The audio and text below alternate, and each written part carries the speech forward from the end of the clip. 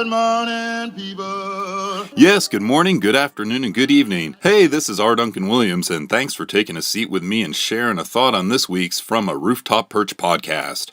I assume it's a rather common occurrence these days that upon meeting high school or college-aged millennials and asking them what aspirations they might have for future careers, more than a few have likely replied that they want to produce films.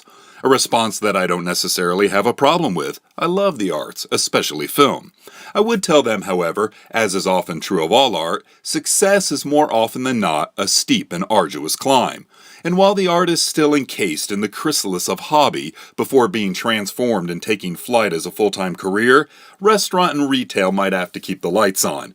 Now, if I were to ask these ambitious young creators of future cinematic art what they are actively doing in order to prepare for successful film careers, they would likely respond by saying such things as viewing a wide variety of films from different genres, studying the techniques of masters, and taking classes, all of which, I would agree, are necessary stepping stones. But what I probably wouldn't hear, but would benefit them immensely, would be voracious reading. Why, they might ask?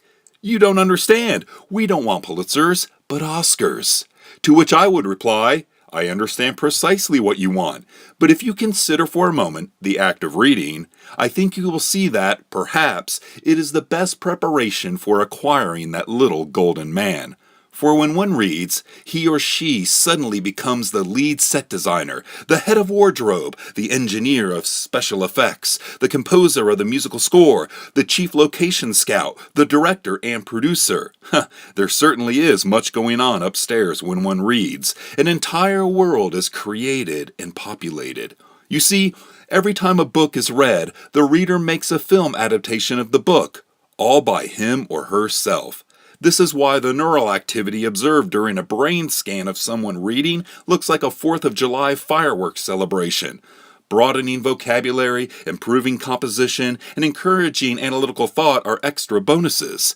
Hey, but wait a minute, you might ask. Why wouldn't everyone, not just filmmakers, take advantage of the myriad benefits of such a rich activity? Why wouldn't we indeed? Well, that's my From a Rooftop Perch podcast for this week. Hope you will join me next time. Until then, you can listen to more podcasts or learn about my books by visiting my website, rduncanwilliams.com.